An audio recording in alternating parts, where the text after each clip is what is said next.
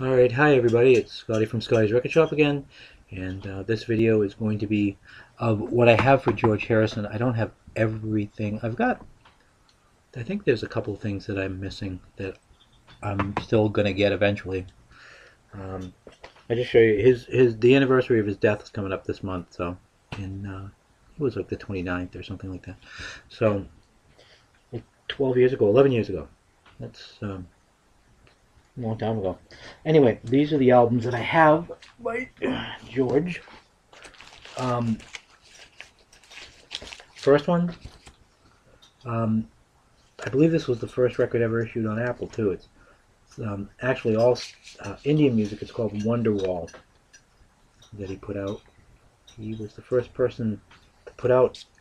Well, actually, I'm not sure if Paul McCartney's um, classical thing that he did was the first thing, but this was very early on. Wonderwall in really good shape. Um, the next album that came out was an album called Electronic Sounds, and I don't have that. I've seen it, but it's an experimental album. It's kind of weird. I'm not spending that kind of money. I'll find it eventually cheap. I know I will, you know. Or like the case of a couple of these. I've got two copies of All Things Must Pass, and both of them are in the case on this one is a little beat up. The other one that I have is in better shape. The vinyl in both of them are in really good shape, and both of these were given to me. They've got booklets, everything, very nice shape. A little tinged up here, but this was another record that was given to me in a box. The cover is the box is beat, but the vinyl again and everything inside is in great shape. Concert for People of Bangladesh. As you can see, this box is toast. It's not in good shape, but the vinyl is in great shape. And there's so many other things that I would like to get, so I don't really want to spend a lot of money on that. If I find it really cheap, I just basically need the box, Living in the Material World, 1973, Gatefold. I'm going to drop these records. I'm having a hard time holding stuff tonight. Gatefold cover. I really like this record. Oh, my wife is now assisting me. Hand me the next one, dear. Okay, my wife is doing this for low pay. So, no pay. So, Dark Horse, 1974. The only record he ever toured for. Anybody got a chance to see him in the United States back then? He only toured in Japan later on, but in the United States, this was the album he came for. And I've heard some bootlegs of it. I would have loved to have seen it, but I was only 8, so not much of a chance.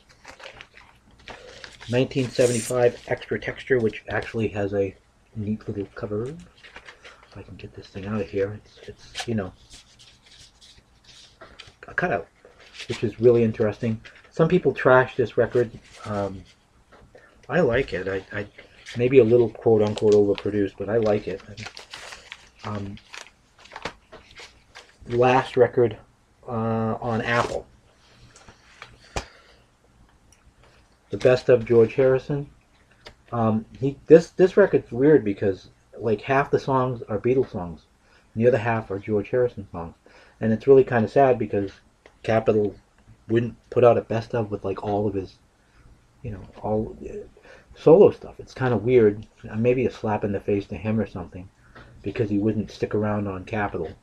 Who knows how the business works? But this is a good record, even though it's half Beatles and half Harrison. It's solo stuff. It still flows really well. 33 and a third, or as us Frenchmen would bat it, exactly 33 and a third. There. First album on his very own little label, Dark Horse. You can see that or not, I don't know. But anyway, at this point in time, the albums, they're not bad, but 1977, George Harrison.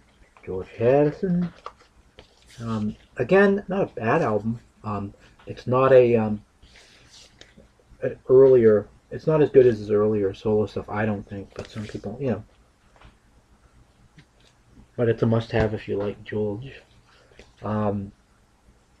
Somewhere in England. Again.